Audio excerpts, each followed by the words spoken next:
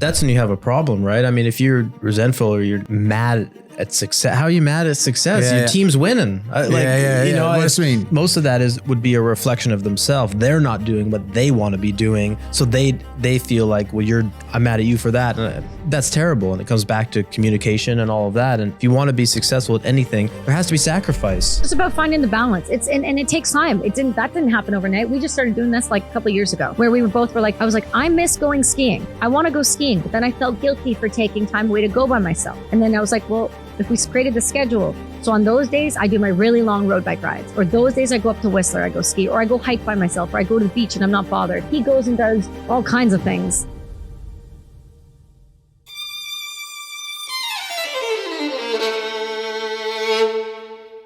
In today's social media obsessed world, we all see the successes, the world record breaking, and the achievements of the people we look up to.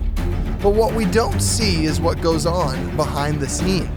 Hosted by power couple Dean and Alana Stott, this show is dedicated to asking difficult questions while discovering the support systems and people behind those we love and respect in media, business, athletics, and high-performance culture. Dean and Alana believe that through honest communication, teamwork, and mutual respect, that anything is possible. Like, there's not a better partner I could choose who's equally as crazy as me, because we have a chip on our shoulder to prove people wrong, and to prove ourselves right. I can go be the face of this. I can go do this, but I don't understand the back end of this. I have to learn business. I have to learn how this works. Many couples in this dynamic are stuck and unable to move forward in an identity crisis. Marcus's energy is so bad. I feel like I need to cleanse my house. It's suffocating. And then seeing him 24 hours later, he was as light as air. Yeah. And we literally embraced, hugged. I stepped back and I said, this is exactly what the guys need. When we can look behind the scene and learn from each other, we can finally move forward and transform into our fullest potential. I think I can understand those stages. I think that I would want to retain something only from the trauma that you've talked about. There's so many, and probably similar to what you were saying about the eating disorder, there's similarities to sexual abuse surviving. And one of the traits is many people do, they cut their hair, change as much about who you are as you possibly can. But then when you come out the other side and you become stronger and you love the person that you are, and then you even go to appreciate that younger self and you weathered that storm like I even believe sometimes if you were to put me back then, would I be able to deal with it now? Like, I'd have a different mindset, but God, you went through it there, So I'm really proud of her now when I look back on her. So I don't know, maybe just two different ways. I mean, I was told once to, put tattoos on my burns because it wouldn't look as bad. And I'm like, well, don't look at it. Don't look at it. Yeah, if you've got a problem. But that's kind of how I felt though. Like, I had always been, even when I was younger, we were talking about the type of music I liked on the show I did this week. Is what kind of music did you listen to in high school? I had dark hair. I listened to emo, screamo, Alexis on Fire, As I Lay Dying, like really aggressive mosh pit type stuff. That was prior to military. Yeah. Have you heard of a band called Dust? Yeah. She had gauge earrings and a flat brim hat. She was really a bro's bro. I had the whole kit. Like, that was prior to military, right? So I had always wanted tattoos. I'd always wanted that stuff, but I was never allowed to have it. And I felt like I was already developing into that person who wanted those things, was just couldn't express myself yet. And then when I went to the military, you suppress who you are. You're one of all, and you're all one. And, there is, left, right, left. And so there was no... you knew how to march then, because I struggled with that. Yeah, because I can cross crawl. And you, obviously, we know there's a lot of problems with you. We're aware of that. But that was something I always wanted, couldn't have. So when I was able to finally to fully lean into myself and find who I was truly, and not just say like, I know who I am. It's like, I can sit here and like, I know exactly who I am. I know where my lines are. I know what my beliefs are. And I know me. And I now love me. So how did you feel looking at that video? Like, it feels foreign. Like, I obviously know it's us. And it's funny because we were looking at a video of Jack on the flight here. And he was like a nugget. He was just a tiny mush. And I looked at a picture of Brady. I'm like, oh my God, we were babies and I was huge. Like it was a weird thing. I recognize it. I can empathize with it, but I don't. Feels like a different lifetime. It's a different lifetime. It doesn't, we lived when we met because of his profession and because of where I was at in Taekwondo and the level I was at.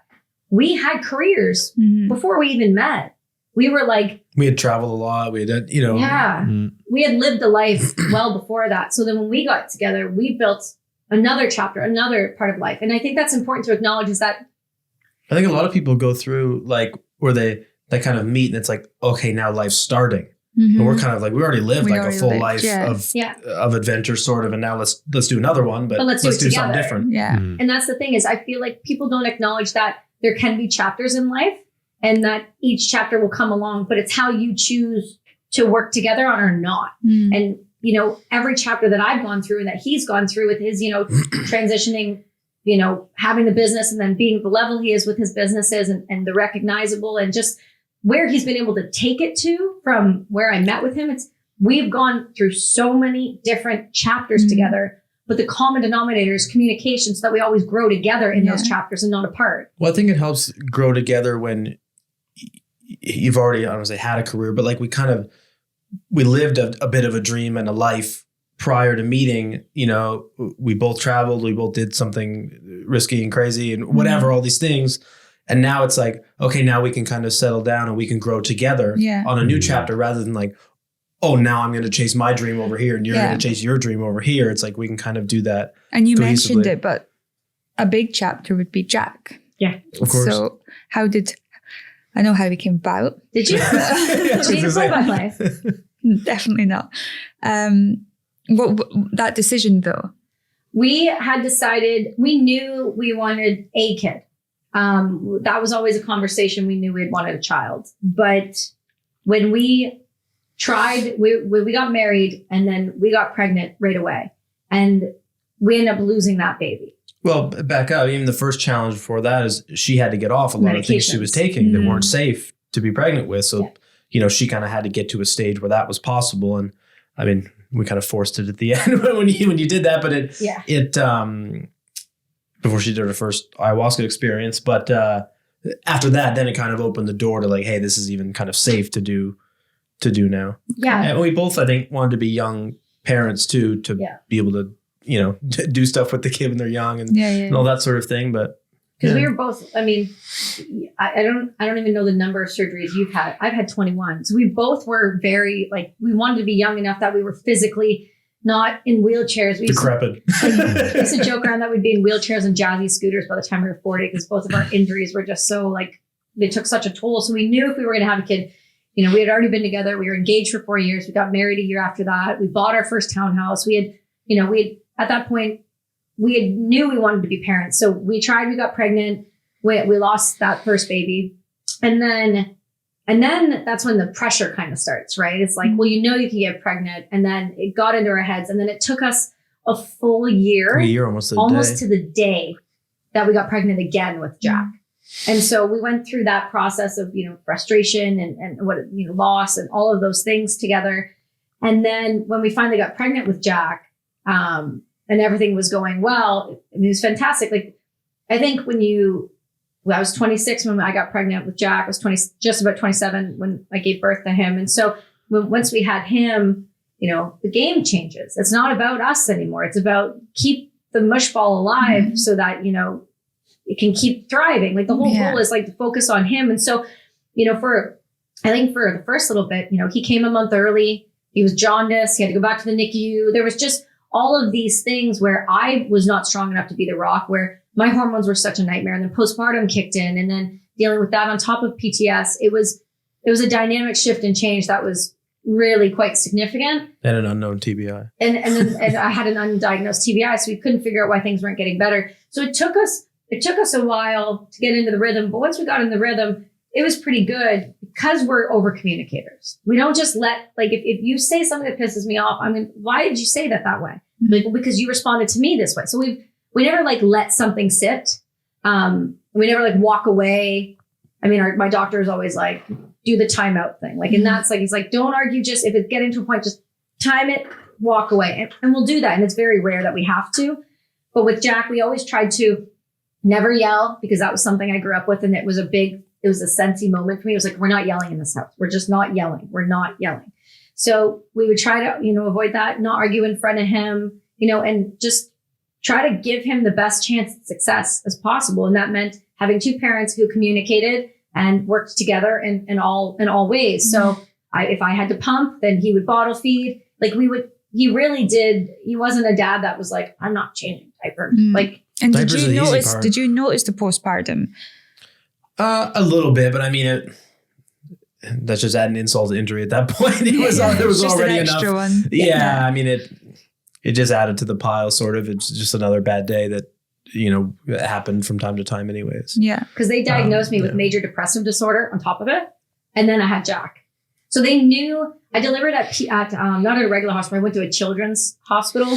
And at the time, that's when I was really jokes. No, because you were 4 foot tall. There it is. There we go. I was waiting. I'm surprised it took this long. I'm quite shocked. I've been waiting. I've been waiting for a gap. And then the reason we went there was because, I won't go that far, but like they gave us our own room to do it in instead of being with other people, and we could kind of say who we wanted in there and who we didn't. At the time, I was struggling with Middle Eastern men. That was a trigger for me, and I'm honest about it. Like, that was a real trigger for me, and I did not want anyone that was going to set me off in a delivery room that was to make the stress any worse. And so we met with the head of children. We sat down, we talked about medication, and we talked about situation.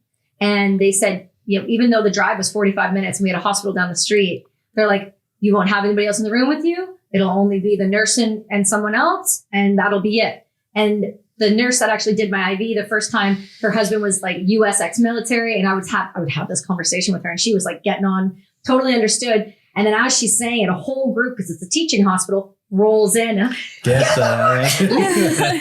it was, I had a little more leeway, which was nice. That helped for sure. But, the first year of Jack it was a struggle, just working on sleep, figuring out, because, you throw lack of sleep in all these situations, and already now you're dealing with, extra things. But he's been an amazing addition, and he's an absolute animal on every single level. And he's a leader. And that's the one thing I love when his teachers complain. They'll be like, he blurts out and he always wants to be first. And you need to work on him and letting him know that you need to put him in the back of the line. That's his punishment. They would do that. Be like, he's too forceful. Like, he'll move kids out of the way to be at the front. He'll kick kids in the, if he's not like, he's a leader. He does the jackets up. He packs the lunches for the kids.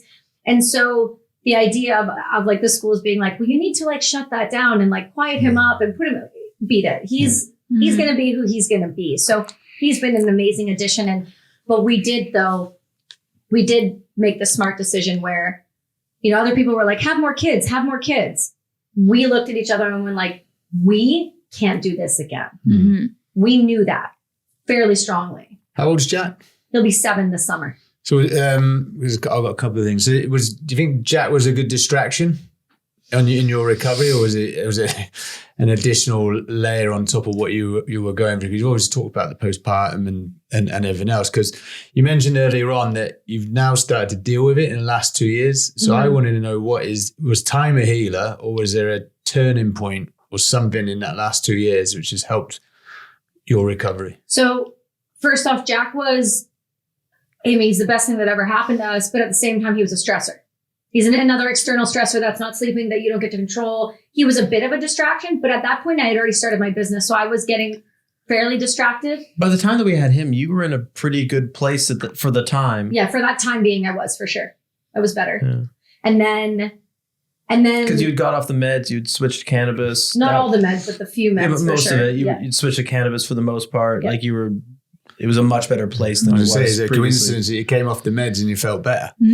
Ironic, right? It's amazing how that works. But I switched to cannabis during pregnancy. Okay. I actually started I was pretty outspoken in Canada. It was on the path to being legalized at the time. And so I went to these like women grow groups that I would speak about being pregnant and utilizing cannabis. And there's the right way to do it and the wrong way to do it. The right way to ingest it, the wrong way to, there's ways. I would much rather use something that calms me, that allows the brain to develop in a calm environment rather than a high stress, high anxiety. So I use cannabis in those meds. But then it got to a point there afterwards where, how old do you think he was when it started to get worse again? 3 maybe. I can't remember exactly. It was a few years after, and obviously the sleep depot and all the other stuff didn't help. Those first few years are challenging. But didn't you get diagnosed with a TBI as well? Just recently, though. But not till okay. So that's 20. Not last year. 2021. Okay. 2021 was when it got bad. Yeah. So it was much later. Yeah. And had you had any experiences of depression, anxiety, irritability, nothing like that? No symptoms. Nothing at all. Looking back now, there was symptoms, but very minute. You would never recognize that as a TBI issue. Yeah. The first time I hit my head, I was 3 on a bicycle. I was in Whistler. I was riding a 2-wheeler already down a path, and I kind of got a little squirrely and went off the side and then head first into this rock that was the size of this chair and had stitches and the whole thing.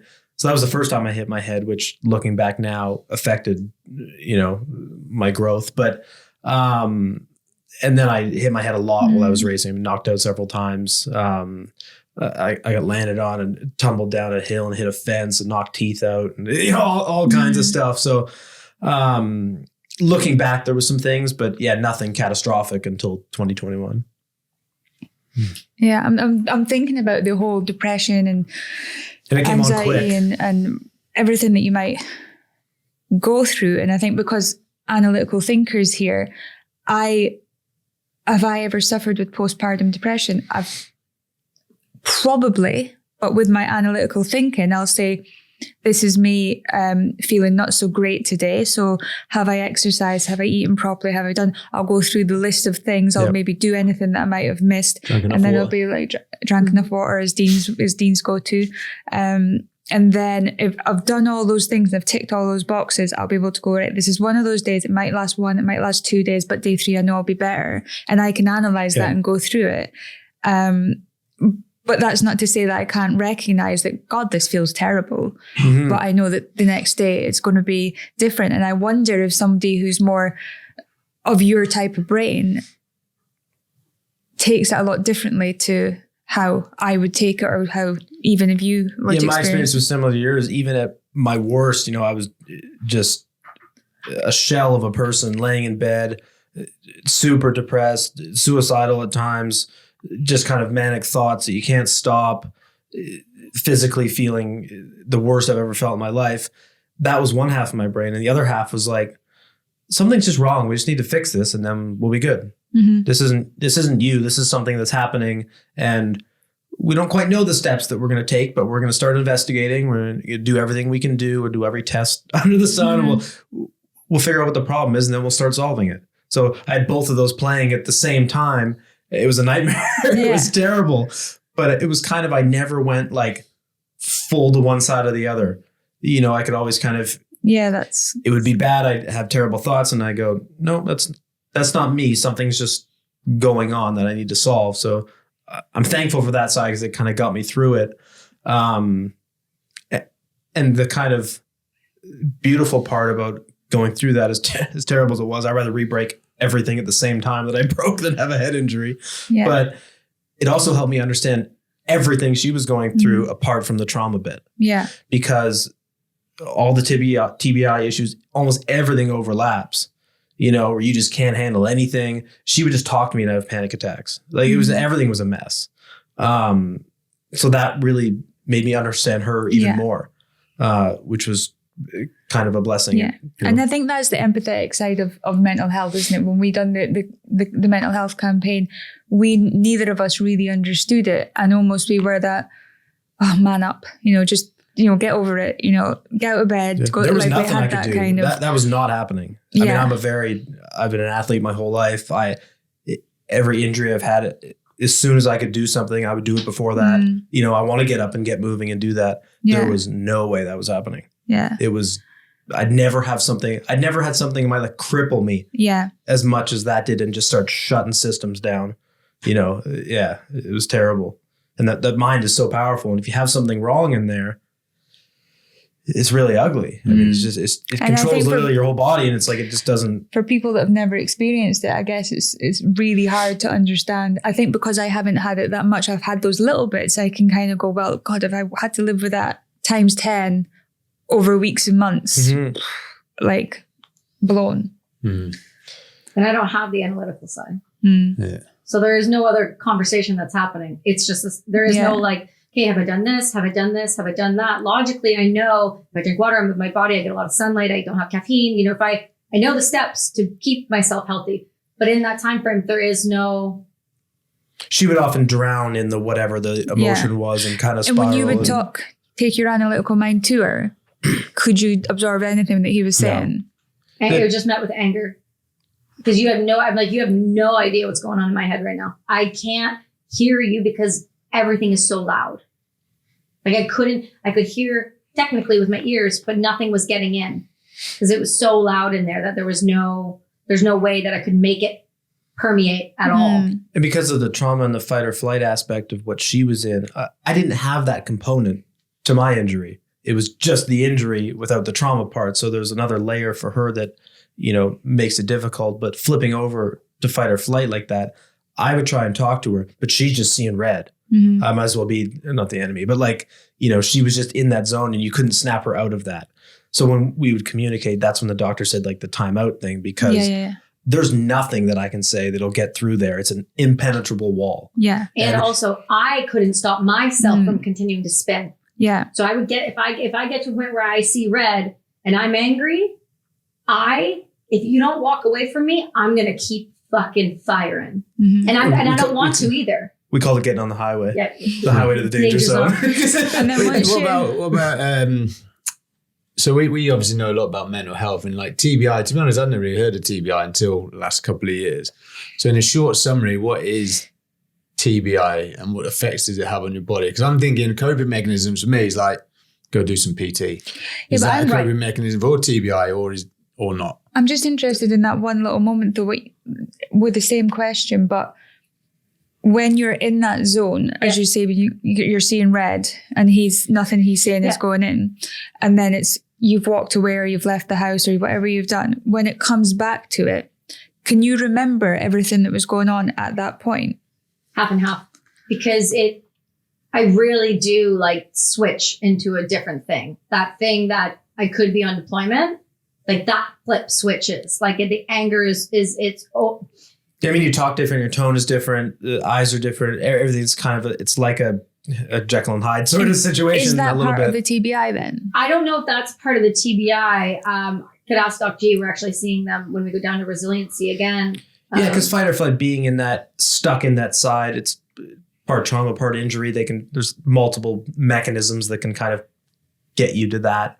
But with her, she'd get to see red. There'd be no getting through to her. It'd be kind of like timeout. We'll talk about this later. She would calm down. Then I'd get really upset. She'd usually cry and stuff like that, like, sorry, I didn't mean like that kind of thing. And then we'd have an honest chat about what happened and work through it. And but it was always kind of that. There's a lot of people out there that would probably understand this exact scenario. And I know many of them would keep trying to get through to her while she, let's keep going. That was my part with my sister, is I knew, hey, this isn't a good time. And because she was in that, she would often be relentlessly coming back. And I say, hey, like this isn't going to work right now. There's nothing I can say. We're going to have to table this and come back to it. Instead of, I could have escalated and made it worse, but then we're either going to fight or one of us is going to leave the house or people get into domestic abuse. That can go all kinds of troubling ways. But I recognize that wasn't, it wasn't going to be beneficial. So let's wait it out and do it after. And he's involved. Like I've had the same treatment psychiatrist who served in Bosnia and Rwanda. And he's an old bad dude he's been my psychiatrist since 2011. So he's been in my life and he's been in our life. Yeah, we've seen him together sometimes. We see him together. And if we're really like stuck on a point that I'm like, he's not getting it and I need you to get this, I'll be like, have treatment with me this week. And we'll sit there on FaceTime with Dr. Passy and I'll be like, this is what I'm trying to say. And then Brady will go, yeah, but this is what I'm trying to say. And then he'll go, okay, so your brain is doing this and your body is doing this. And this is why you're responding that way. Yours is doing this. So this is what I want you to do. And so people have this like misconception that if you go to therapy or counseling or anything like that, that you are weak, soft, or that you can't do it yourself. When really it's a tool that's in your toolbox and should just be added to everyday life. And so for us, it's always been like, if we are not on the same page, because him and I, it's really that we're so close that honest to God, if we're even halfway not on the same page, or just even something's off on slightly, it affects me head to toe all day long. I can't, nope, we need to fix it. We need to fix it. It cannot, we need to continue fixing it. So I'll call Dr. Passy and be like, you free today? Like, what do you need? I was like, we need to, I can't. And then we'll work through it. But that's when he kind of said, like, there was a couple times when I was just starting to use psychedelics and working through some of the things, and he would give us like the timeout thing. He'd be like, this needs to happen. And Dr. Passy would be like, and you need to listen to it. And I'd be like, well, he'd be like, and you need to listen to it because it's you that's not listening. And then I'd push further, right? And that's part of the problem is you push so hard and then things are said that don't need to be said. And you can't always walk that back, whether you like it or not. Those conversations are out. Mm-hmm. And so you need to be willing to have the hard conversation. That often starts with like, hey, doc, we're not clicking. I need this to click again. Can you help give us the tools so that it can click again? Well, it takes, not to toot my own horn, but it takes a partner too that can work with you. Like I said, it could escalate and it can get really ugly. Yeah. But that's not helping anybody. One of the things you said earlier, and it actually relates to this actually, and it's how we're successful, it's how you're successful, is communication. Mm. The reason we've been in some situation where we just didn't communicate. I was out of the country. I was only home 21 days out of a whole year, and I thought Alana wanted me out of the country or working, and the fact she wanted me home, and then that sort of changed the path of our relationship and everything we've done since. And obviously, talking to you guys, communication is key in any relationship. But now, obviously, with your TBIs, you can't communicate, and that's where. I think it's interesting, like the communication's verbal, but there's also looking for the triggers and the signs. And you're saying, I can see the red, I'm leaving you, time out, whatever. I knew where Alana was going, asking you certain questions, because it's like sometimes with me, I'll get red mist and it's from nothing. Like you can drop bombs around me, lads lose limbs, it doesn't bother me. But you beep your horn at a traffic light at me, well, that's it. And she's like, where's that come from? And it's like, so I can see why Alana was asking certain questions. I don't think I have a TBI, but look at me. No. Whatever. You can say whatever you want. But the beautiful thing about the one thing that we are understanding now and how the brain development and the research and everything that's kind of gone on over the past, 10 years, whether it's with just traumatic brain injury or psychedelics or both. You've got Johns Hopkins, you've got Stanford, you've got all these major universities who are looking at brain trauma and psychedelics. And they're looking at the severity and the constant recoil on just a weapon, a handheld, whether it's a handgun or a long range weapon, whether it's a 777, a Carl Gustav, an M72, it doesn't matter. If you have a C7, or what do you guys call those over in the UK? C8. Is it C8? Yeah, because you short barrel, right? Just Gen +1. No, it's shorter. No, C8's a short barrel. C7s are long barrel. Short barrel. Yeah, so you guys have the C8s. But what's really amazing now in Canada, which Canada has done a bunch of research around the shock waves that come off of a C7. And so when you have a rifle that is beside your head, especially for the amount of time that it was for you, or you are in a building and you're shooting and the recoil, it'll smash off the walls and come back and smack you in the head. So when you're firing a 777, if there was ever a wall near you or a tank or something and you pull that lanyard, that concussive blast is going to smash that wall and come back and smash you. And so every time you pull a lanyard, you're getting a concussion. And that's just the reality. There's enough studies now to look at long-term exposure to just firing a gun, pop, pop, pop. Yeah, pop, I mean, pop. It's worse than, you don't have to even hit your head to get a concussion. You can ride, a Sea-Doo on the water, just like, the constant rattling, the repetitiveness. Unless you actually get the diagnosis, because even I'm thinking about, I actually remember one vivid time when me and my brother were out, and I went to get a piggyback, and we'd have said a bit too much to drink. He's a big guy, and he kind of picked me up in the piggyback, and I went flying over his head. So he was like, oh my God, went to pick me up, and he picked me up that way, and I went backwards. So on the same occasion, it was like forward then backwards.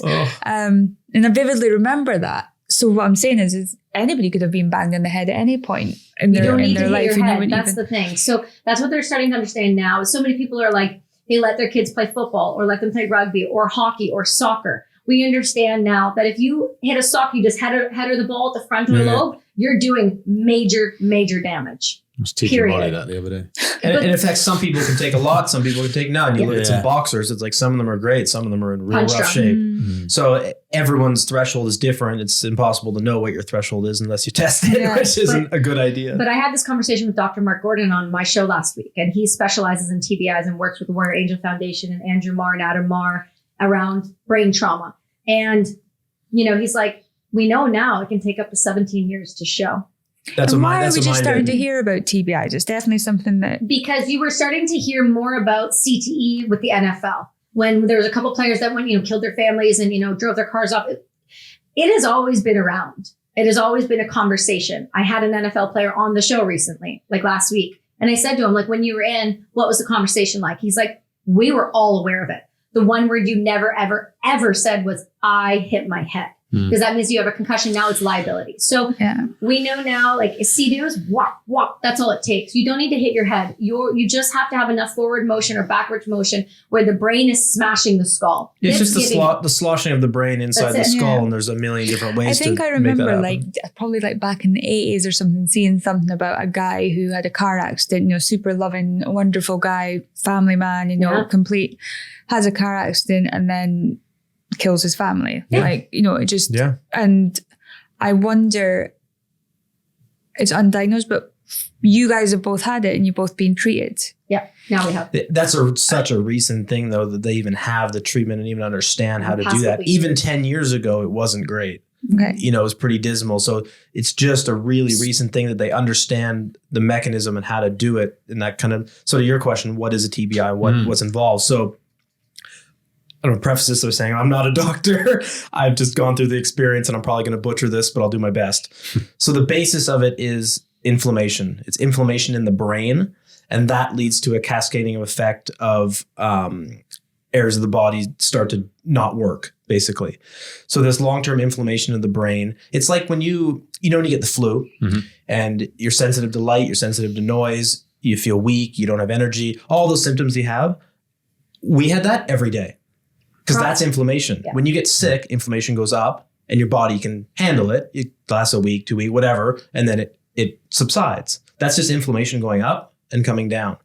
So with TBI, it's inflammation, but it's inflammation your body can't really fight and resolve because it's not viral. Yeah. And it stays up there or it gets worse. So you basically have those symptoms every day. And the longer you have those symptoms and that you're not getting sleep and your body's not repairing itself, other systems start to shut down. So you get inflammation, not everyone gets all of these, but inflammation, hormones get affected and different ways. Mine crashed to nothing, like no testosterone, no nothing. Hers, high cortisol, went the other way. Things went up, which is equally a problem. Yeah. So hormones, GI issues, so gastrointestinal, IBS, just bloating, gas, everything that can come with that. Light sensitivity. That's all that. Gut hormone. Immune system as well is compromised because your body's constantly trying to fight this inflammation, but it can't. So it's using a lot of resources to do that. So your immune system gets compromised, which gives you more viral load, which makes it even worse because you're adding inflammation on top of what's already bad. And what about things like irritability in that? Is that part of it? Oh, yeah. As well? Yeah. So because of that, when hormones change, I mean, you guys change monthly, but for us, we're a little more stable. But when hormones fluctuate, that can really throw off how you're feeling. The inflammation, when it starts shutting systems off, they don't function as well. Anxiety, depression, God, my list of symptoms was like a page long, but it's so many. It just shuts things down. Which they tick, tick, tick. I had another one, like I'll tell briefly. The first time that I collapsed basically in the garage, the first day it was bad. We were out there hanging out and I felt, not in my heart, but in my right side, it felt like, picture a raindrop dropping on still water where you can feel it touch and then it ripples out. That's what it felt like, but in my chest here. And it would happen every 30 seconds or so. And it started getting more intense really quick. And by about the 5th or 6th one, it felt like the drop would hit and then fire was going through my veins. And I'm like, what the hell is going on here? At first I had a little twinge. I'm like, sore muscle, whatever. Then it kept happening. So it felt like fire. And I'm like, she's like, are you okay? I'm like, honestly, I don't know. I don't know what this is. It's not my heart. I'm not having a heart attack, but this feels really not good. I started to not feel great. I had her go inside and grab my watch so I could check my heart rate. By the time she went in and came back, I was pouring sweat and I was super hot and I lost color. I put my watch on, my heart rate was 40, which my resting's like mid to high 50s. So that was abnormally low. And I started to feel like kind of the system was shutting down. And then not long after that, everything just started to go black. But not like when you pass out, it's like you faint. It's a quick thing. This was like, I was losing consciousness over 10 minutes, 15 minutes. And it was like, my eyes were open, but it was just like, and you called the ambulance by going dark. Yeah, and then they put me on hold. She called 911, they put her on hold. It was a joke. The hospital was 5 minutes from our house. So we put him in the car. The neighbor helped pick me up and load me over there because I couldn't even stand up. And I literally told her goodbye. I'm like, I'm dying, bye. And then just dropped. Like, take care of Jack. I'm out of here. Like, it was not, because I had never experienced anything. Like, I've been hurt and all kinds of stuff, but nothing where it was like consciousness is going away. So, I mean, everything was just nasty. Yeah. So that's the hospital. And then the next week I had, it's called occipital neuralgia, but I was driving my son to the toy store. I felt a gurgle in my belly and then something shot all the way up into my brain. And then it felt like someone poured gas in my brain and dropped a match on it. It just felt like it was on fire.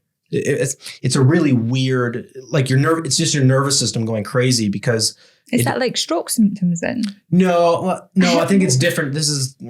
That one's not, but you can have similar like. It's a nervous system issue because my nervous system didn't have control because my brain wasn't functioning right. So your nervous system's like a runaway train. It just goes ramp up, and there's nothing to stop it. Where normally your system would go, no, like calm it down. So yeah, it's a nerve issue, but it's like your whole brain was just like firing at once. And it's just the grossest feeling. And he called me. He's like, I have to pull over right now. You need to come get Jack.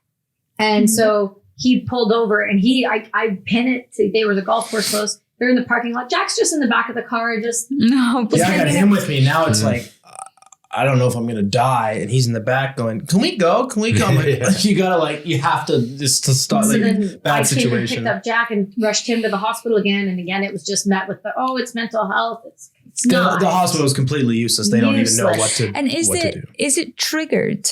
Like, can like stressful situations trigger it, or is it just it'll just happen? Everything is stressful at that point. I mean, it didn't.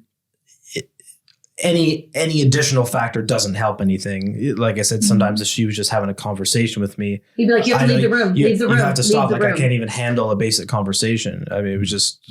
Yeah, it was terrible. But like when we were with you, when I was with you in December for your birthday, I had an episode with Hema in the car.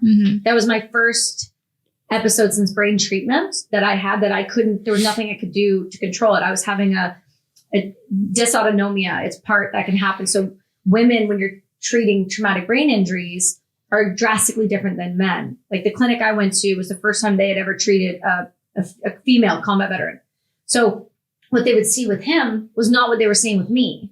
So I would have dysautonomia fits so if I'm not driving, I would get vertigo-like symptoms in the car, and then it would cause a cortisol spike, and then it would cause me to vomit. And then I just start shaking uncontrollably and I cannot stop and my body can't bring itself down. So wasn't Emma's driving then? Emma was driving. Yeah, but she's poor driver as well. That probably didn't help. It didn't help, no. But dysautonomia affects the autonomic nervous system. It's everything from heart rate to blood flow, nervous system, all of that stuff. Well, because I think of times, cortisol is always really high when I get checked every time.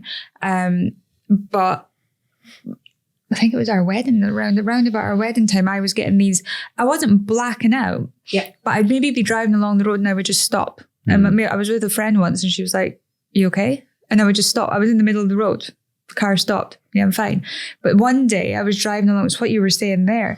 And I managed to call you, didn't I? And I was like, I can't see. Like my vision started to go. And then I just felt this like heat like coming over me and everything was really blurry. And then my head just felt like like what you were describing there. So obviously, but I was on a country road, so there was nowhere to pull over, and I'm trying to I can't see, and I was freaking out completely.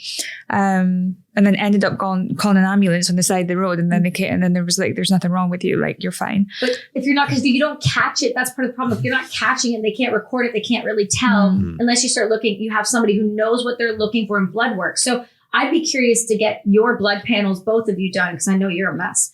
Get your blood panels done and take a look at your markers. And your blood markers can tell you right away where things are going haywire. Because if your cortisol is already spiking like that, there's something going on. And that's the other thing, is most people think, like I said, that you need to hit your head. But that having a hot flash and doing that could have been a glucose issue. Exactly. So here's the other thing too, is a lot of people will start to have diabetic symptoms. So like I was wearing a monitor the past couple of weeks because my blood sugar has been bottoming out dangerously low for no reason. Absolutely none. To be on a long 10K, 12K, and I'm running, and then all of a sudden I'll get an alert where you're like, your glucose is like dangerously low.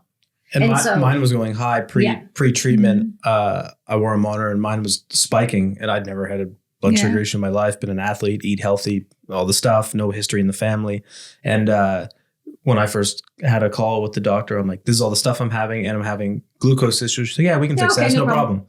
It stemmed from a lack of sleep and the body not repairing and the pancreas not operating properly. Yeah. Wow. So all of these things can come just from like quite literally hitting the soccer ball off your head to, you bumping into something, to falling down with your friend. It's like, but they can go unseen, undiagnosed for years. For years and decades. Mine took about 17 years from the bulk of when they all were. And it's not difficult to look at, but now they know what they're looking for. As before they didn't, and you can fix all these things. But I used to think that a low grade migraine, like I used to get migraines all the time. So I get Botox in my forehead because it would stop the migraine because I'd be stressed, like just straining. They're like light sensitivity, my gut issues, my balance issues, my irritability, and my inability to make a decision. So I would walk into my closet and I would have to go pack for somewhere, and then I would melt down on the floor because the idea of putting outfits together, I would, for no reason, would go into a full panic attack. And it's all because my nervous system, my frontal lobe was not firing. Neurons in my brain were not firing. They were dormant. They were turned off, if you will. And that's a big reason for the fight or flight, because your frontal lobe, the control that calms you down and makes the rational decision, is basically not functioning. Even mine was barely functioning.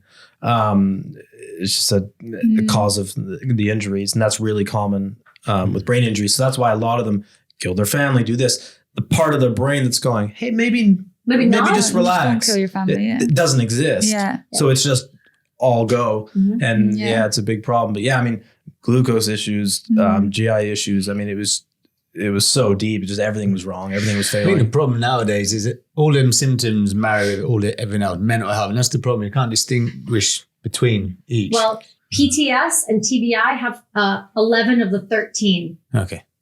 So they overlap like crazy. So a lot of people have gone, the one thing, Defenders of Freedom, they're the organization that pays to put veterans through brain treatment with resiliency. They also treat civilians, but they normally treat like Delta, Rangers, SEALs, and all of that. They often say like the cart has been put before the horse so often because they thought they were treating just PTS. And then they bring these people in and go, holy hell, this is why PTS has gotten worse or has gotten to the point where it has, because the TBI symptoms have never been addressed or never been treated. And if you don't catch them early enough, you'll get kind of what Brady had, where the fall off happens. And now you're starting from square one. You can talk therapy till you're blue in the face, but it's not going to fix the TBI. I guess there's so many people that just live through this. If I spoke to you, I would probably carry on living through everything that I would go through. But did you feel like having each other has helped you go through? Do you think you'd be going through the treatments you'd have gone through and actually address the problems if you didn't have each other to kind of back up? He wouldn't have done treatment at Resiliency because I found out about Resiliency through a ranger. She had the connection. Farrell. I mean, it took us 6 months of me being, almost catatonic at full fucking detective to figure this out, because the hospital was no help and the doctors were no help. They're just like, oh, I hope it gets better. I'm like, that's not how this works. But all right. So I basically had every test under the book. I did full body MRIs and all kinds of crazy stuff, expensive stuff too, but nothing really told us much. And And until we ruled everything else out that it could possibly be, then we're like, okay, well, what's left? I mean, it basically came down to head injury or long COVID, because the symptom list of that is almost the same as TBI because it's inflammation. Because it's an inflammation problem and spike proteins cause affects the brain. So it was one of those two, and I'm like, the good news is the treatment is kind of similar. So if I'm going to help one, I'm going to help the other. And I didn't even think at the time that the TBI would cause so many of the issues. I knew it caused issues, but not all of the one. Like, how does that affect this and that and this other thing? And sure enough, so I looked it up. I'm like, oh no, it actually can affect all these things. Who do you know? And then she called the thing. A couple days later, I was on the phone with the doctors, and they're like, "Oh yeah, we see this every day." And they went down. It was a Wednesday that we got in touch. So I messaged Ronald Farrell, and I said, because I saw on Instagram he was doing this like.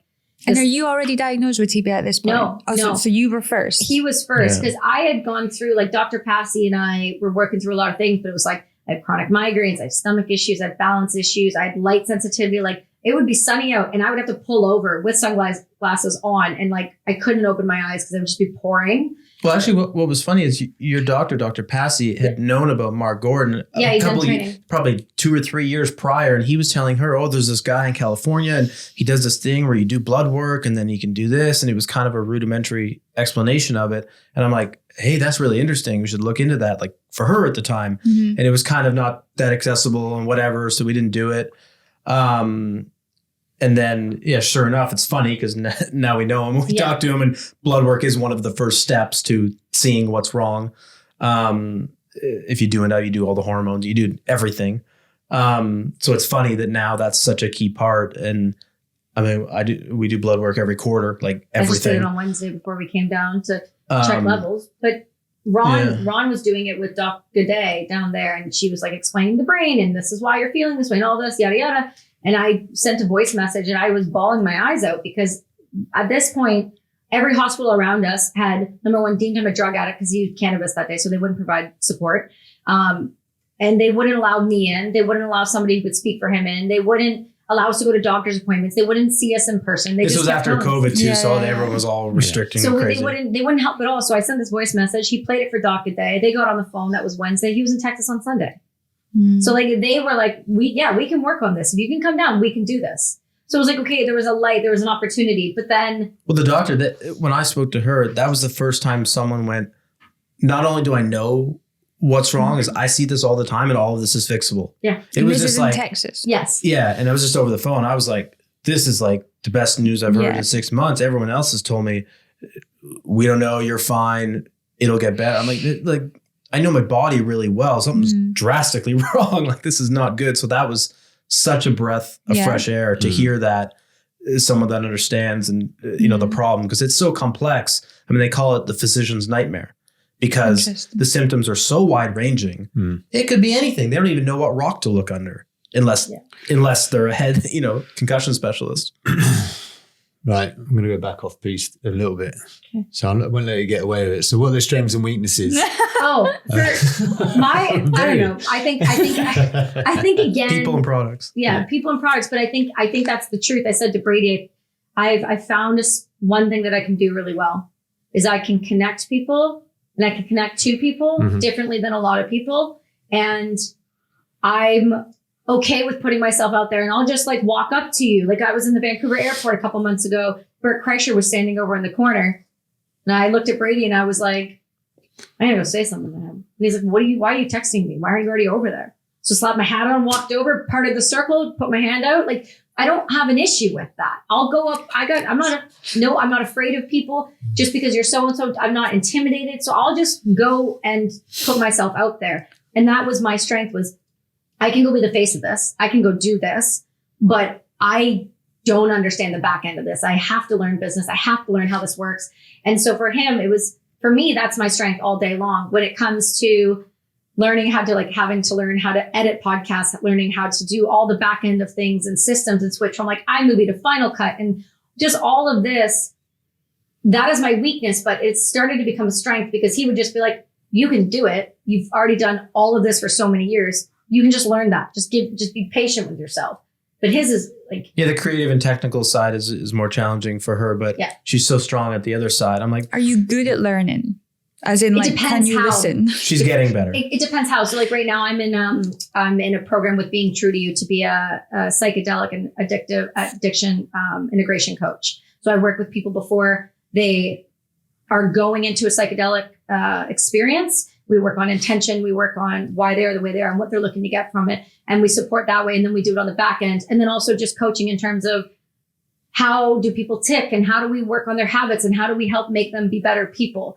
And so I started going to school for that. And that's working because it's not a traditional textbook, sit in a classroom. I can learn if I'm interested. Mm-hmm. But if I am not interested and I know I can farm that out because I'm better at being the face and I can farm out editing. Mm-hmm. Well, editing's not my strength. That's not what I'm meant to be doing. I'm meant to be doing this and giving it to you so that you can make it way better than what I can make it. Well, certain things it goes back to the school, what you were saying about Jack. I think a lot of people, and I think the way the traditional schooling system's set up is you will be good at all of these things. Yeah. But if you really love doing art, we're going to let you do that for 5 minutes and we're going to make you love maths, even though you don't like it.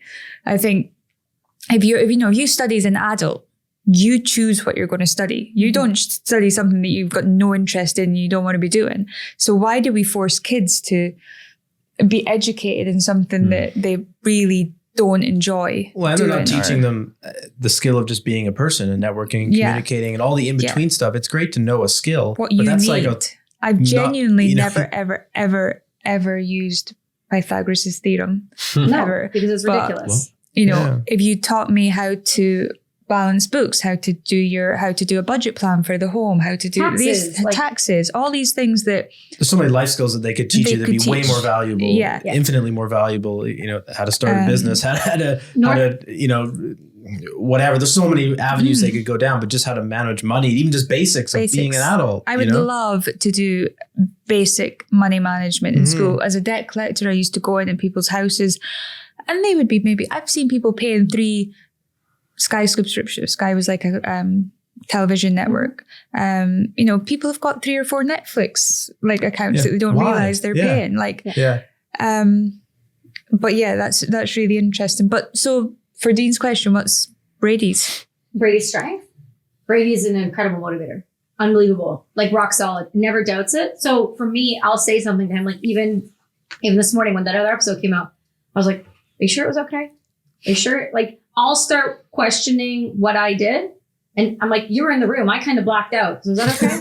Are you sure it was all right? And he was like, it was fine. Told you that once. I'll keep telling you it's fine. And he'll keep reinforcing it. He'll never lie to me either or sugarcoat it. He'll be like, no, I don't think that's good. No, that was bad. Or please don't wear that. I don't know why you keep wearing high-waisted pants. It ruins your life. So he'll always be he'll be honest and brutally honest, but he'll toe the line. So if I'm like, hey, I've done this, be honest with me. He'll be the rock solid, and he'd keep motivating me through that process. Or when the business was struggling during COVID, when we had to pivot, once, all the retailers shut down and I built this monster. And now it's I lost the monster overnight. It's okay, instead of me spiraling out of control, freaking out and just dropping everything and be like, well, that's the end of that, I guess. He was like, well, no, you'll figure it out. Mm-hmm. And I'm like, no, I won't. And he'd be like, but yeah, you will. You did it once, you'll do it again. No, I won't. He'd be like, yeah, you will. Well, nonchalantly. It's sort of like military. It's right now you're walking towards a destination. Now you're in a firefight. Well, this is just new information. Okay. So now we just have to do something different. Mm-hmm. The situation, wasn't what it was 5 minutes ago, but that's life. Yeah. It's no different. And, you just have to adapt. As long as you can keep adapting, you're going to be okay. But do you feel having that I think often, I probably deal with 90% of the problems in our household because it's just easier. But sometimes they'll go like that. And then I'll say, Dean, I need to talk. And I'll just sit there and Dean won't even say a word. And I'll solve the problem just by downloading on him. Yeah. And I'll work it out and it'll come out. And all he's done is look at me and I'll be like, thank you for your help. And no problem. I tried to tell her that. I said, whenever there was a problem, I tried to relate it to military. I said, a minute ago you were fine. Now you're in a firefight. Mm-hmm. So if you want to be emotional and you want to just, swirl away in the emotion of this, you're getting shot. Yeah. It's not good. Yeah. I said, no, you have to solve the problems. Mm-hmm. That's your only way out. I said, try and relate the business or whatever the situation is to that, because in the COVID situation, when you lost a lot of the business, that is the situation. It is, death or success. Mm-hmm. So, again, it's the analytic part, but it's like, no matter what the situation is, you got to think your way out of it, because that's the only option that we have. And anything else is just detrimental. The longer you sit there and don't make a decision, the higher the chances it's going to go bad. Yeah. So his strengths lie there. Weaknesses wise, it's hard because none. He's never not shown up in the way I've asked him to show up. I think if it's anything, he's like his dad, meaning like he can't read the room with Jack sometimes. So that's it. And by that, I mean like Jack will be in a mood and I'll be like, leave him alone. And then he'll try to get him out of the mood by like joking around with him, playing with him. And most of the time that works, but it'll be the odd time where it just like drives it worse. And then Jack will walk over to me and be like, look at him like leave me alone. I was like, did you say to Daddy you didn't like that? Well, you say it to Daddy. I'm like, he's standing right there. I don't want to say it. You say it. I would almost say sometimes my greatest strength can be my greatest weakness is because I'm analytical and a problem solver. I want to solve the problem. You don't always need to solve the problem. Right. And that's, sometimes it's difficult. A great friend of mine said that to me. She was like, sometimes I just want to talk to you, Alana. Yeah. And I'm sitting there going, I'm going to solve this. I said that to him the other day. I said, I don't need an answer or a solution. I need you to just hear me. Which is actually really difficult and that would be something for you to understand, that it's actually going against our being. If you're giving us a problem, I'm solving it. So we can see the problem doesn't make you feel good. So let's do something that. But I'm starting to experience that now with the coaching stuff, because I'm starting to work with people where a lot of my friends use psychedelics and they just want to talk to me and tell me about their stuff.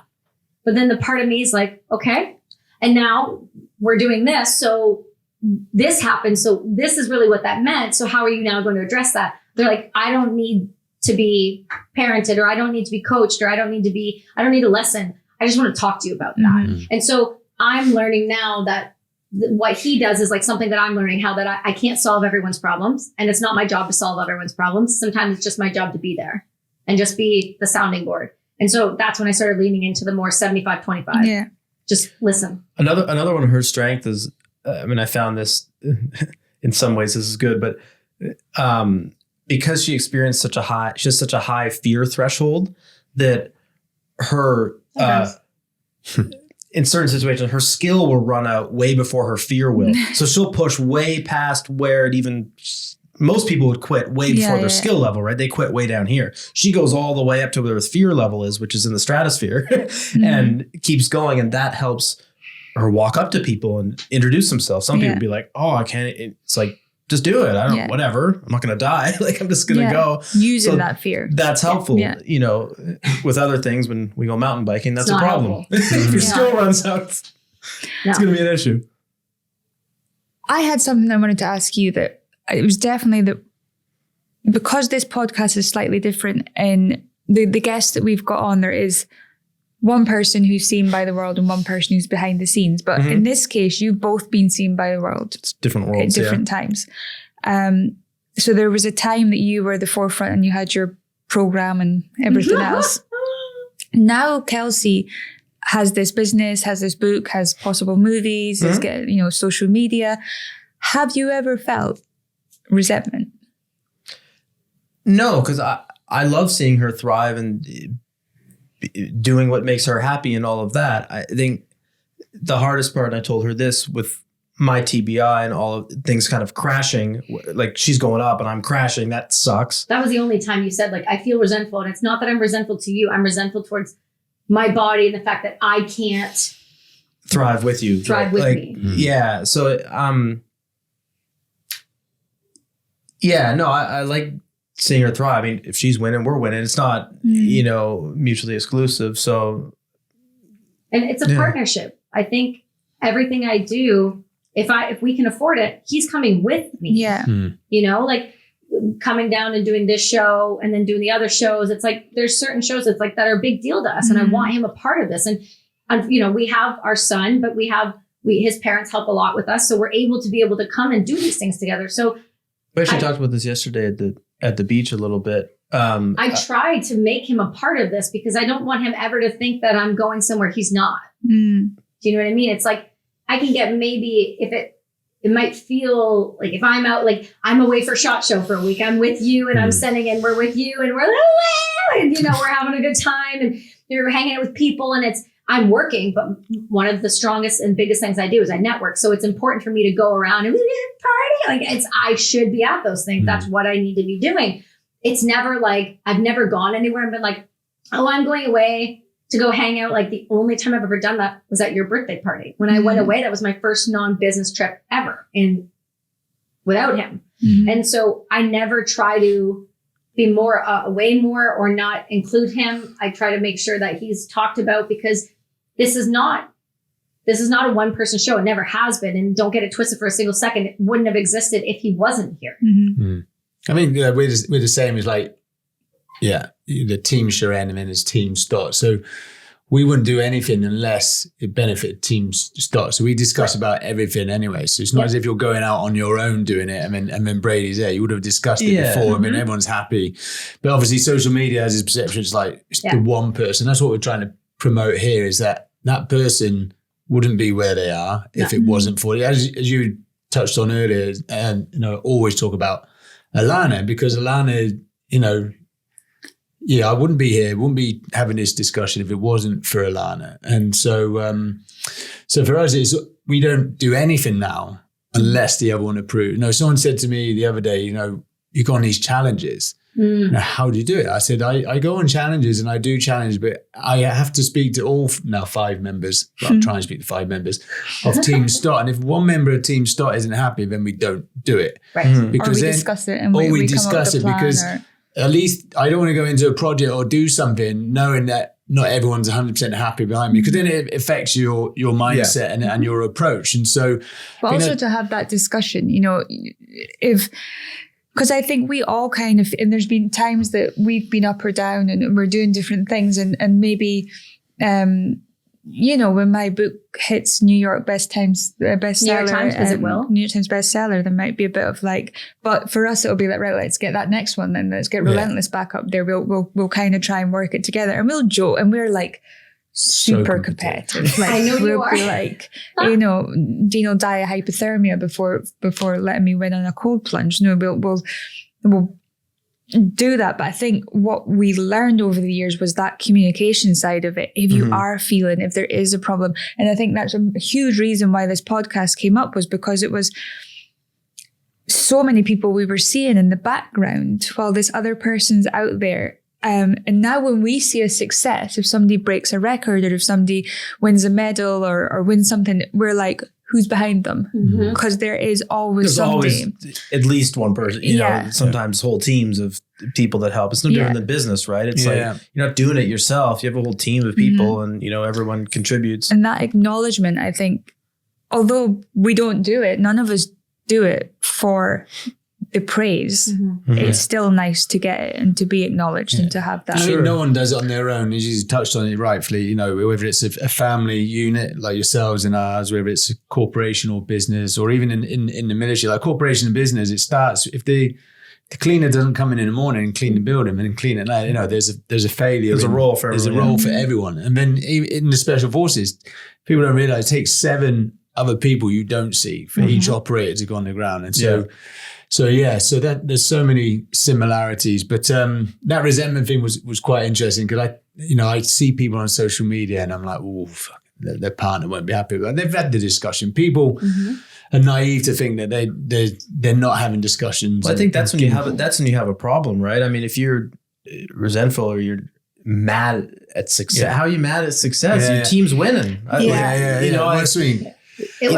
think most of that would be a reflection of themselves. They're not doing what they want to be doing. So they feel like, well, I'm mad at you for that. And that's terrible. And it comes back to communication and all of that. And if you want to be successful at anything, there has to be sacrifice. But equally, I think there needs to be that too. I think, yes, the communication, but if you're feeling that resentment towards your other half because of their achievements, or if you're seeing your other half feeling resentment or giving you a bit of contempt, ask them what they want to do. Sure. Like, what is it you want? Well, often too, right?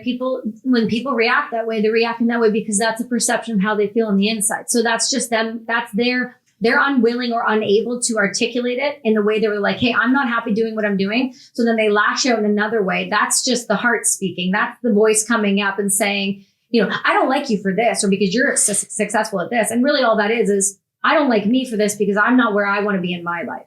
And most people just don't understand that when somebody's lashing out at you or taking it out on you or being shitty to you, that's because how they just feel on the inside. That's just their mirror showing up and saying, hey, this is my insecurity about this. And that a lot of times come from just emotional stunted, like from childhood, and not ever being heard or ever being told that they can go and do whatever they want to do, that they have to live this cookie cutter life. But it's funny though, because with things like social media with him, I'm not a big fan of putting pictures of Jack. We do that with my son's school. He's not allowed to have photos there. His parents, his dad does this often. Why put it on Facebook? And Shelly will call me and be like, he did it again. I'll get him to take it down. I'm like, I know, but there's like a security factor that's really important to me. So I don't put photos of Jack on, but he'll say to me, he'll be like, I'm like, I'll be making a reel for something. And he'd be like, well, what do you make? I'll look like that. And he'll go, show us more ass. I'm like, sorry?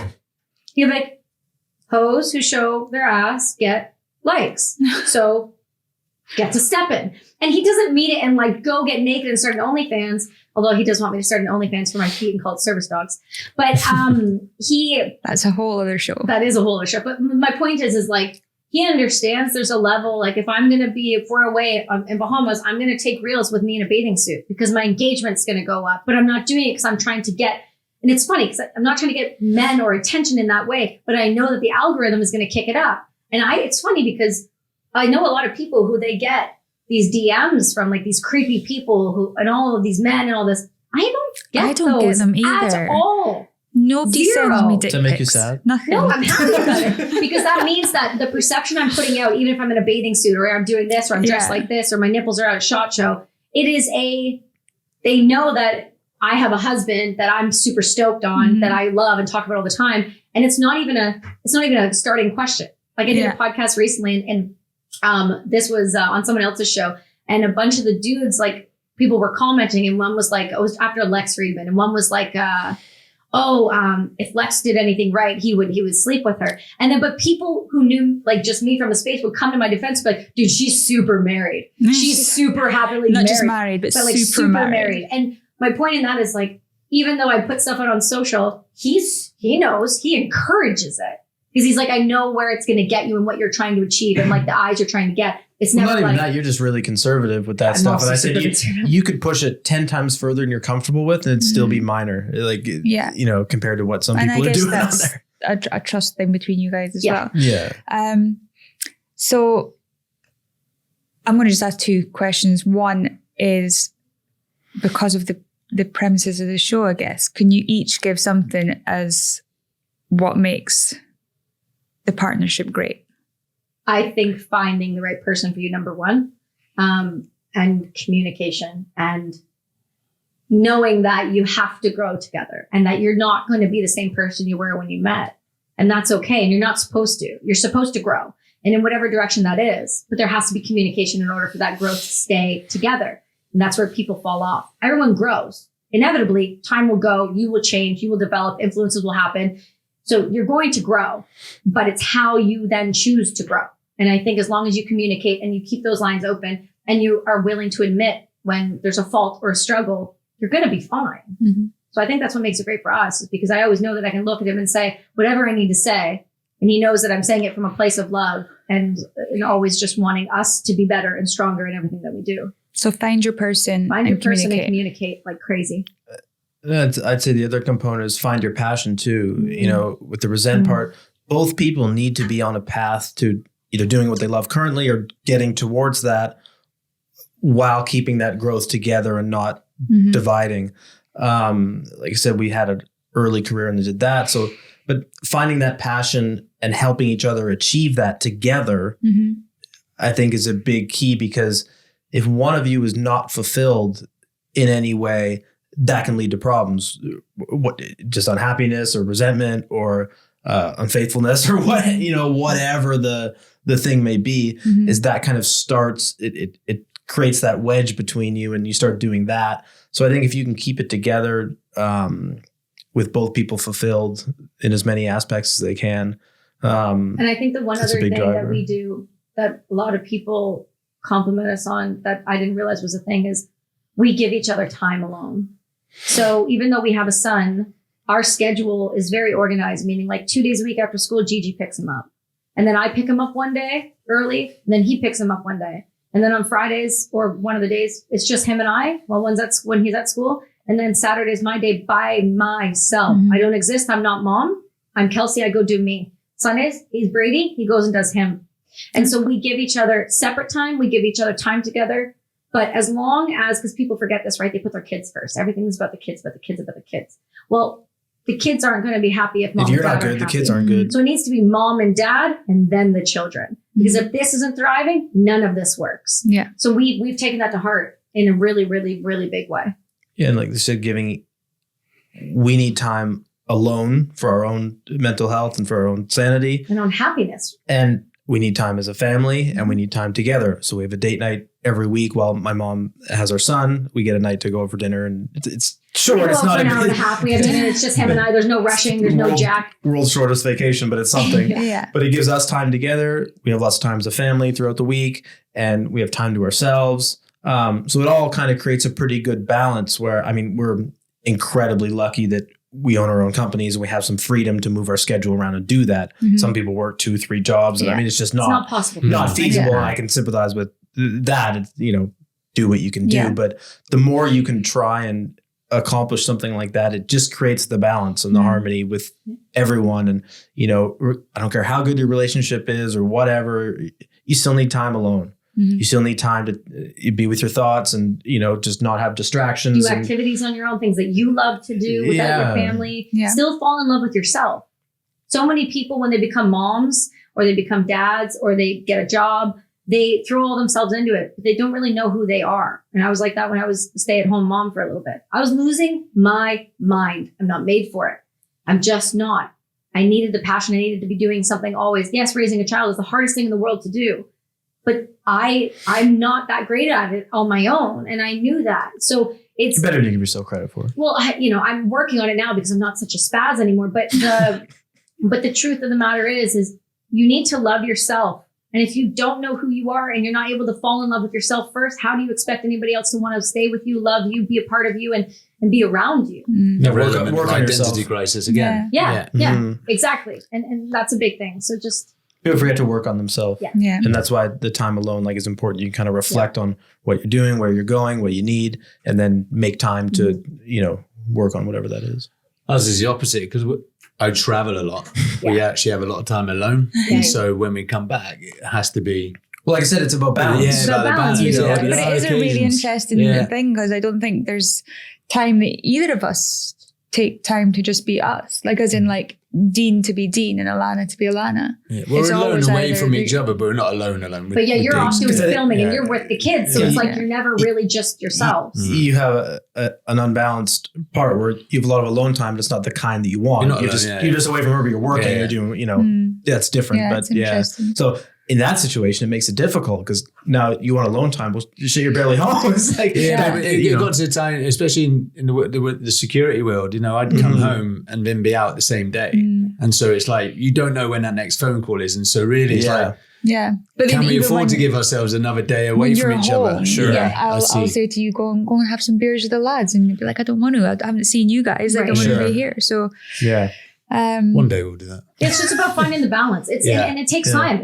That didn't happen overnight. We just started doing this like a couple of years ago, where we were both like, I was like, I miss going skiing. I want to go skiing, but then I felt guilty for taking time away to go by myself. And then I was like, well, if we created the schedule, so on those days I do my really long road bike rides, or those days I go up to Whistler, I go ski, or I go hike by myself, or I go to the beach and I'm not bothered. He goes and does all kinds of stuff, but all kinds of things. Depends what the need is at the time, right? I mean, with the TBI thing, it's really limited what I can do physically, but we're getting there. Yeah. But we would go road biking together. We would do all kinds of stuff, but it just gives you a day. Yourself. Do whatever you want. Yeah. Most of my time recently has been trying to fix things medically, Yeah. My final question is, I want to know what's your purpose, and I guess individually, and if you have one together, like what is your legacy for the world? Your purpose, sure. You go ahead. Slow that shoulder right now. I think I'm I'm at a point now where that might be shifting, and I'm still trying to figure out what the next one is. Sort of my purpose for the last almost 15 years has been the company and doing that and helping save people's life and prevent them from getting paralyzed and kind of giving back to the sport that I came from. I had so many injuries. Thankfully, I wasn't paralyzed, but enough injuries to know that it's a terrible thing. And if I can help the community, sort of like she helps her community, and not suffer through that, and be able to walk for the rest of their life and not have these catastrophic injuries, that was my mission for this whole time. And I've kind of I've accomplished that enough, right? And I've changed the industry. I've changed the way much larger companies build their products because I built a safer one. That's things like that. So I kind of left my mark on that, and I feel like I accomplished that goal. So I'm kind of at a point where, top of the mountain, bottom of the mountain. I'm looking for kind of what to sink myself into next. So mine's shifting a little bit. And at the moment, I'm a bit unsure what that is. And because of the medical part, that's been my mission right now, is trying to fix myself so that I can, get back to doing that. I think mine's always been the same. For a long time, it was just trying to save myself so that I could end up being here in order to save others. And so now I live a life of genuine purpose of, I want my friends to stay alive. And I just do it in a very unconventional way. I just do it in a way that's through a product that, puts the money into the hands of the people. So mine has always been very, very clear. It's never been anything like, let's become millionaires and like go buy boats and like do those things. It's always been like, I can't think of anything I want to own less than a boat. I know. It's such a nightmare. But my point is I want people to stay alive instead of suicide. I want people to understand that there's more to live for and that there's ways to fix themselves and that they can heal from this. So I want to be the example. And I didn't think that was ever going to be my purpose. I never meant for it to be my purpose, but it's the path that I'm on. So it feels like it's the path I've been put on. So that's what I'm going to do. I'm going to try to keep our friends alive and hopefully knock this 44 a day down, because that's the reality we're at. And so I'm just going to keep trucking on that. And then everything that I do, everything that I put forward is always going to just go back to the people that I believe in, the missions and the things that they're trying to achieve. And those are the organizations that we work with. So for me, that's always been the mission and the purpose. And then I think collectively, us, the common thread seems to be helping people. I mean, everything that we've done, whether on purpose or by accident, has been for helping other people. Obviously, we're for-profit companies and, whatever. Obviously, we want to survive and thrive with our own life, but that has never been the motivation for what we're doing. I just wanted to build a better product. If I do that successfully, the money will come. Yeah. If she helps people successfully, the money will come. Like, that's just a byproduct of the success of the item and the helping other people. Yeah. So that's kind of always, I don't know, I feel like that's a common thread. And I think collectively too, for us, if you're looking at us from a couple, it's like, we want to be a good example, because the reality is in the special operations community, upwards of 90% is a divorce rate. Like, that's the reality. It's really high. I was never special forces, and I'm not claiming to be, but I'm still a military member. He married a military member. He went through something with us. And the least that we can do now is show up and be a positive example, not sugarcoat it and pretend that our marriage is perfect, but be completely, brutally, violently honest about the difficulties and how we got through them, so that the tools are provided. And then now having a human, raising him to be a lion and not a sheep, to be a leader and not a follower, and to be the person that we've grown into be, to implement all the lessons and tools that we have and put him on him so that he can grow up to be better than us in every single way, shape, and form, and not pressure him into that, but guide him into that. Yeah.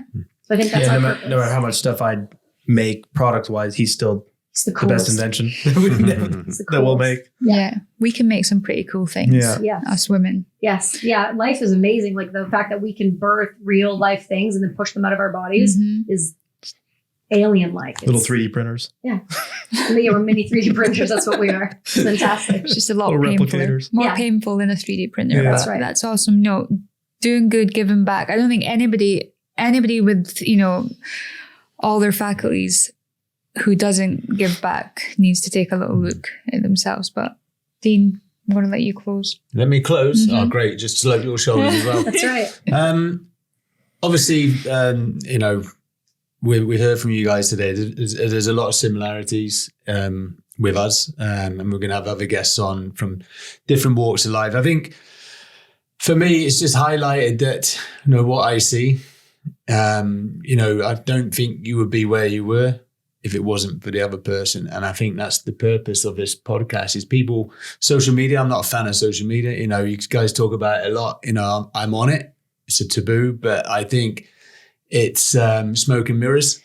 Everyone thinks, I want that life. I want to be a success of that person. I can do it on my own. No one can do it on their own. And one of the things I'm quietly sat here listening to is that actually the reason we've done this is to showcase, and it doesn't have to be, we're going to have celebrities on, we're going to have famous sports people, but this is relatable to everyone. Everyone who's in a relationship, someone will always have to sacrifice for the others. And hopefully they're going to pick up on a couple of things in this conversation. Communication being the key one. And it's interesting about the resentment as well, is it don't get to the point that there's resentment. If you are feeling left out or feeling left behind as the other the partner's going ahead, then tell them. Absolutely. them, and then just bring them along with you, or find out, well, what is it you want to do? Find your purpose. Find your purpose. I've found mine, but it doesn't mean you can't find yours. A life spent. For me, my mistake along our way was I put everything into you, it took me a while to say, wait a second, there's an Alana here too. Let's do that. And I think once I became Alana again, our relationship just got stronger. Yeah. And that's super important. If you're not being your true self, you can't be that couple together. Yeah. Yep. I couldn't agree more. We actually said when we were in full TBI steam, and I knew all these issues were causing the anxiety, depression, and we were fighting more. And she's like, we got to fix this, blah, blah. I said, no, I need to fix this and you need to fix that, because without that, we can't fix this. So we got to fix ourselves separately because we have a medical issue, and then come together and fix that. Because I said, that's going to solve 99% of it. Yeah. Most of this is not from that. So yeah, 100%. you have to take care of yourself. Kelsi, Brady, thank you so much. Thank you guys for doing this. No, thanks for coming. Appreciate it.